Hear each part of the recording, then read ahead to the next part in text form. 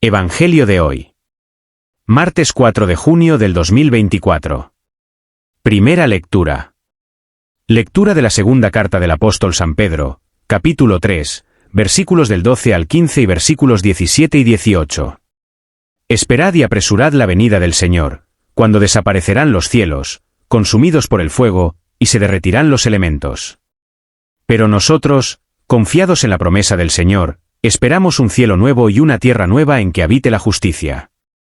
Por tanto, queridos hermanos, mientras esperáis estos acontecimientos, procurad que Dios os encuentre en paz con Él, inmaculados e irreprochables. Considerad que la paciencia de Dios es nuestra salvación. Así, pues, queridos hermanos, vosotros estáis prevenidos, estad en guardia para que no os arrastre el error de esos hombres sin principios, y perdáis pie. Creced en la gracia y el conocimiento de nuestro Señor y Salvador Jesucristo, a quien sea la gloria ahora y hasta el día eterno. Palabra de Dios. Salmo responsorial. Señor, tú has sido nuestro refugio de generación en generación. Antes que naciesen los montes o fuera engendrado el orbe de la tierra, desde siempre y por siempre tú eres Dios. Señor, tú has sido nuestro refugio de generación en generación. Tú reduces el hombre a polvo, diciendo, retornad, hijos de Adán. 1000 años en tu presencia son un ayer, que pasó, una vela nocturna. Señor, tú has sido nuestro refugio de generación en generación. Aunque uno viva 70 años, y el más robusto hasta 80, la mayor parte son fatiga inútil, porque pasan a prisa y vuelan. Señor, tú has sido nuestro refugio de generación en generación. Por la mañana sácianos de tu misericordia, y toda nuestra vida será alegría y júbilo. Que tus siervos vean tu acción, y sus hijos tu gloria. Señor, tú has sido nuestro refugio de generación en generación. Segunda lectura. Lectura del Santo Evangelio según San Marcos. Capítulo 12, versículos del 13 al 17. En aquel tiempo, enviaron a Jesús unos fariseos y partidarios de Herodes, para cazarlo con una pregunta. Se acercaron y le dijeron, Maestro, sabemos que eres sincero y que no te importa de nadie, porque no te fijas en lo que la gente sea, sino que enseñas el camino de Dios sinceramente. ¿Es lícito pagar impuesto al César o no? ¿Pagamos o no pagamos? Jesús, viendo su hipocresía, les replicó, ¿por qué intentáis cogerme? Traedme un denario, que lo vea.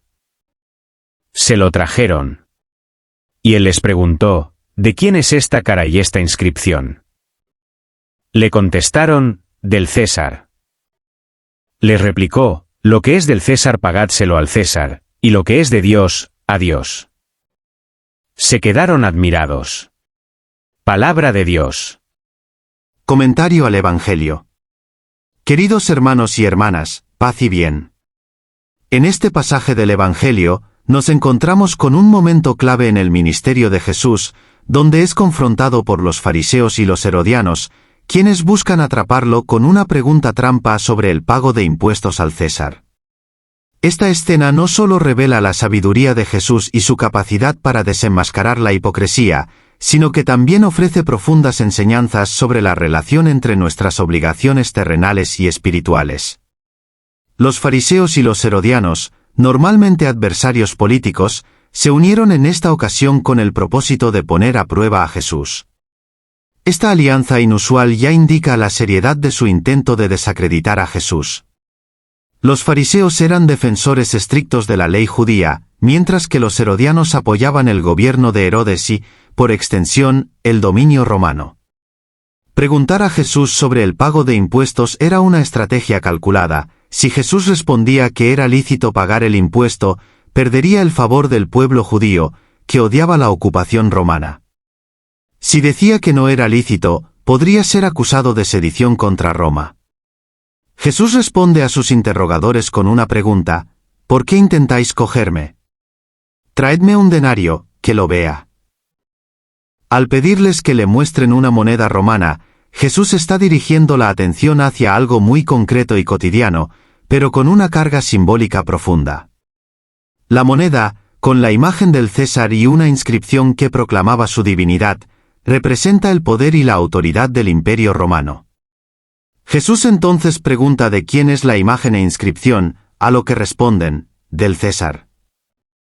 La respuesta de Jesús: lo que es del César pagádselo al César, y lo que es de Dios, a Dios, es a la vez simple y profundamente reveladora. En primer lugar, Jesús reconoce la realidad de las obligaciones cívicas. Al decir que lo que es del César debe darse al César, Jesús está indicando que los seguidores de Dios no están exentos de cumplir con las responsabilidades civiles, incluso bajo un gobierno que no comparte sus creencias religiosas. Esto puede parecer un reconocimiento de la autoridad del gobierno terrenal, pero Jesús no se detiene ahí. La segunda parte de su respuesta, y lo que es de Dios, a Dios, introduce una dimensión mucho más profunda. Aquí, Jesús afirma que hay una esfera de la vida que trasciende lo terrenal, que pertenece exclusivamente a Dios. Esta declaración sugiere una separación entre las obligaciones hacia el Estado y las obligaciones hacia Dios, pero también una integración de ambas en la vida del creyente. En la vida actual, esta enseñanza de Jesús nos invita a reflexionar sobre cómo manejamos nuestras responsabilidades terrenales y espirituales. Por ejemplo, consideremos el tema de pagar impuestos en nuestras sociedades modernas. Como ciudadanos, estamos obligados a cumplir con nuestras obligaciones fiscales, contribuyendo al bien común a través del financiamiento de servicios públicos y la infraestructura. Sin embargo, esta responsabilidad cívica no exime nuestra responsabilidad de vivir conforme a los principios y valores de nuestra fe. Pagamos impuestos porque es una obligación legal y moral, pero también estamos llamados a rendir nuestras vidas a Dios en todas las áreas, desde nuestra ética laboral hasta nuestra caridad y justicia social. Otra aplicación contemporánea puede encontrarse en la forma en que nos relacionamos con las autoridades y las leyes del Estado. En un mundo donde a menudo se debate la obediencia a las leyes civiles frente a las convicciones personales, las palabras de Jesús nos ofrecen una guía para equilibrar estas dimensiones. Por ejemplo, en contextos donde las leyes pueden entrar en conflicto con principios morales o éticos profundos, los creyentes están llamados a discernir cuidadosamente cómo actuar de manera que se honre a Dios y se respete al Estado, siempre buscando la justicia y la verdad. Jesús también desenmascara la hipocresía de los fariseos y herodianos. Su pregunta y su manera de abordar el tema revelan que no están verdaderamente interesados en la justicia o la verdad, sino en atrapar a Jesús. Esta actitud es un recordatorio para nosotros de ser auténticos en nuestras preguntas y en la búsqueda de la verdad. Debemos acercarnos a los dilemas morales y éticos con sinceridad, buscando verdaderamente la voluntad de Dios en lugar de tratar de justificar nuestras propias agendas. La admiración de los fariseos y herodianos ante la respuesta de Jesús muestra cómo la sabiduría divina puede desarmar la astucia humana. Jesús no solo evita la trampa, sino que eleva la conversación a un nivel más alto, donde la verdadera pregunta no es sobre el pago de impuestos, sino sobre la integridad de la vida ante Dios. Este ejemplo nos anima a buscar soluciones que no solo resuelvan problemas inmediatos, sino que también reflejen los valores eternos del reino de Dios. Además, este pasaje nos enseña sobre el uso del discernimiento. Jesús, al percibir la hipocresía de sus interrogadores, demuestra una aguda percepción de la intención detrás de sus palabras. En nuestras vidas, a menudo enfrentamos situaciones donde las intenciones de los demás no son claras. El discernimiento espiritual, guiado por la sabiduría y el Espíritu Santo, es esencial para navegar estas complejidades y responder de manera que honre a Dios y a nuestros principios. Este encuentro también pone de relieve la importancia de la identidad y la imagen. La moneda con la imagen del César simboliza la autoridad terrenal, mientras que los seres humanos, creados a imagen de Dios, reflejan una autoridad y una llamada más alta. Reconocer que llevamos la imagen de Dios implica vivir de una manera que honre esa dignidad. En un mundo que a menudo valora las imágenes superficiales y las apariencias, recordar que nuestra verdadera identidad está en Dios nos da una perspectiva y un propósito más profundos. En términos prácticos, esto significa que nuestras acciones, decisiones y prioridades deben reflejar nuestra identidad como hijos de Dios. En el lugar de trabajo, en la familia, en la comunidad, nuestras vidas deberían ser testimonios vivientes de la justicia, la misericordia y el amor de Dios. Esta enseñanza nos desafía a examinar nuestras vidas y a asegurarnos de que no estamos simplemente cumpliendo con las expectativas sociales, sino viviendo verdaderamente conforme a los valores del reino de Dios. El pasaje también resalta la tensión entre lo temporal y lo eterno. El César representa el poder temporal, mientras que Dios representa lo eterno. Esta distinción nos invita a reflexionar sobre dónde ponemos nuestras prioridades y esperanzas. Las cosas del César, aunque necesarias y a veces importantes, son pasajeras. Las cosas de Dios, por otro lado, son eternas. En nuestras vidas, a menudo estamos tentados a invertir la mayor parte de nuestro tiempo y energía en cosas temporales, carrera, posesiones materiales, éxito social. Sin embargo, Jesús nos recuerda que lo eterno es lo verdaderamente esencial. Al considerar cómo vivimos nuestras vidas, este pasaje nos llama a un equilibrio consciente y deliberado.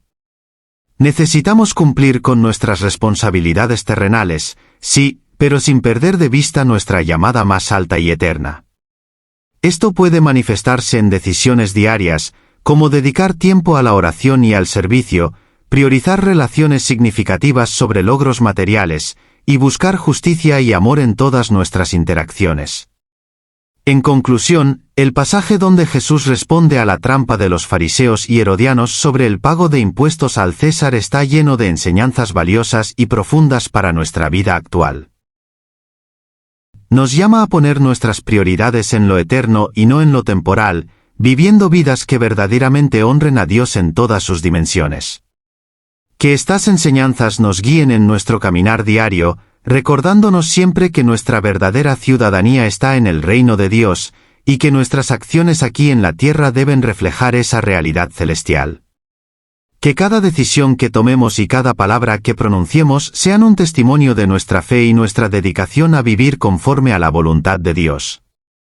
En un mundo lleno de desafíos y distracciones, que nunca perdamos de vista lo que es verdaderamente importante, y que siempre busquemos dar a Dios lo que es de Dios con todo nuestro corazón, alma y mente.